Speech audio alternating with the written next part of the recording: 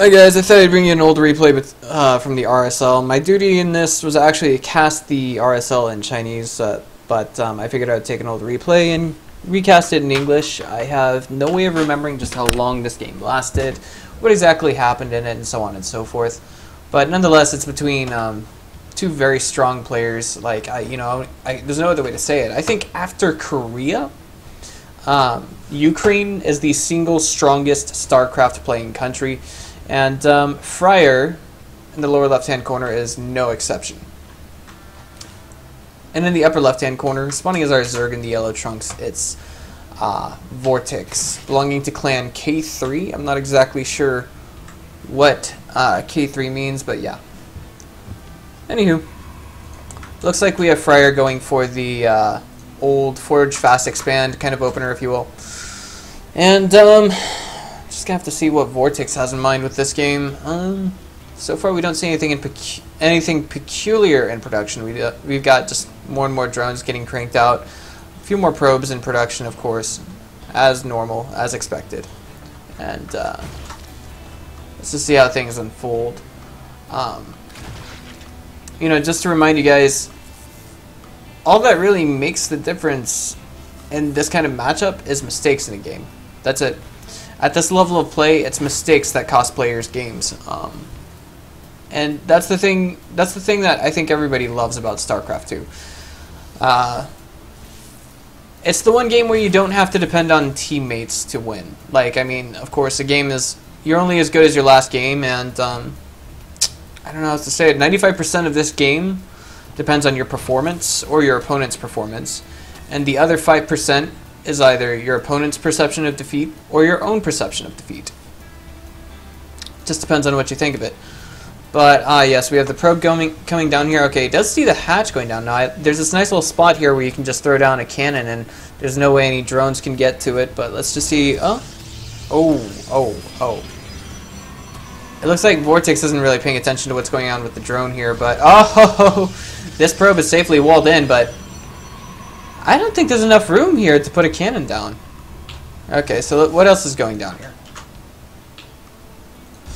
Oh, this is interesting. Another probe has shown up to the party, and he's throwing down a bunch of cannons right now. And Vortix is just gonna straight crank out some lings. So, like, there's nothing else he can do. He's pulled a few drones, just a few. And it looks like he's actually encountered this kind of scenario before, so he's got to be able to actually take care of it. Now we have cannon number 1 about to get canceled. Cannon number 2 will inevitably be canceled. Cannon number 3. What about cannon number 3? Let's see. 3 canceled. The lings are getting targeted down, and cannon number... boy, I don't know where to say this is what's going to happen here. This is actually quite interesting. Cannon and Spinecrawler fighting each other. I don't think I've ever seen anything like this. And the probe itself is actually coming in to target down that Spinecrawler. And did this... No, that's what I was about to say. Did the probe get the kill there? Anyway, that is a 5 HP cannon, and it just got taken down. Wow. Let's check out the losses for both players. This is actually insane right now. That's a lot of resources that we're not going to see our Protoss player get back. By the way, if you guys like what you see here, go ahead and add me as a friend on Facebook. That would be facebook.com/BreakerSC2. Go ahead and follow my personal Twitch channel. That would be twitch.tv/Enders116. Here we go. The probe's getting in here, trying to play some, I guess, front line defense, if you will, but it's not going to work out too well. Lings coming out here, and they're going to regroup with these Lings, and just overall, we're going to see them kind of take a bit of a semi-aggressive stance, see where things go here. With the natural, there's only about 6 drones. Double gas going down in the main. Vortix may have the perception that he's actually a bit far behind in this game. 1 probe is moving out, and it's gonna get chased down-ish. But, oh, actually, this is not good for Fraer. That probe might get out there and see just what's out here, which is presently absolutely nothing. Something I do want to point out is that with a double gas for Zerg, in my experience, it is quite possible to throw down a layer, an early layer, and then maybe move into a Nidus network, but we're just going to have to wait and see where we see Vortix go with this. The probe reaches up here, and it sees that there is nothing here yet. There's just dust. 6 minutes, 40 seconds, and that's actually quite the standard time Well, not standard, but I mean, considering the shenanigans, the cananigans that we saw earlier. So yeah, we're just going to see where things go from here.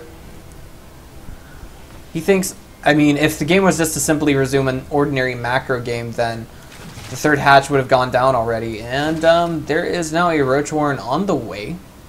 Just an interesting choice for Vortix. But what else do we have in the cooks, or what else do we have in the makes right now? Layer's about 50% finished. Did he get metabolic boost? He didn't even get metabolic boost. So we're just going to see what exactly Vortix has in mind for this game. And yeah, just wait and see where things go from here. Gateway's on the way. Pylon right here. This, I don't know. I think maybe we have. Oh no, crud! I hit the wrong button.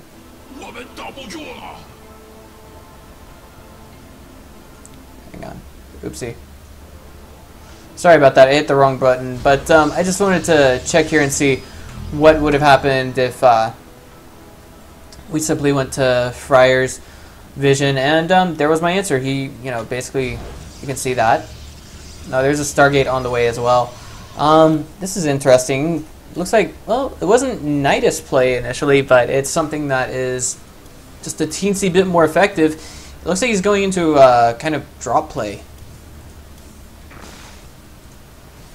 You know, very excellent play nonetheless.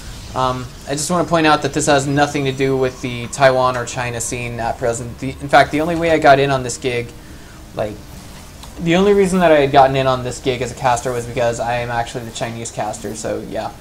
But I figured this one warranted recasting and uploading to YouTube in English. There it is, unfortunately. The Overlord does get full vision. Scotch-free, actually, and it looks like it may just survive here. All we have to do is see Vortix really open his eyes and think, hey, I want to save 8 more supply. And there it is, floating away quite safely. The Overlord now escapes the natural, and this is going to look, I think, just a teensy bit fishy to Fraer. He's thinking, well, wait a minute, this early in the game, why exactly does he have speed? You know, is he going to pick up on that? But of course, the first Phoenix is already out on the map and trying to get a scout out, and of course, Fraer is already very well aware of what's going on here. He just needs to, I think, maybe kind of open up his eyes just a little bit more. He's got to go into the main. He's got to scout into the main, not kill a stray Overlord that actually has Overlord speed and can get away very quickly. Now, something I do want to point out is that the Phoenixes are actually, there's more than one right now, and it's actually doing a good job of supply blocking his opponent. This should look just a teensy bit suspicious to Vortix right now. Or excuse me, not Vortix, but Fraer. He can see that his opponent already has Hydras out on the map, so what exactly is his plan here if he's going Hydras and Roaches? The thing is, with Hydras, they're so easily dealt with by sentries and force fields and Colossi especially.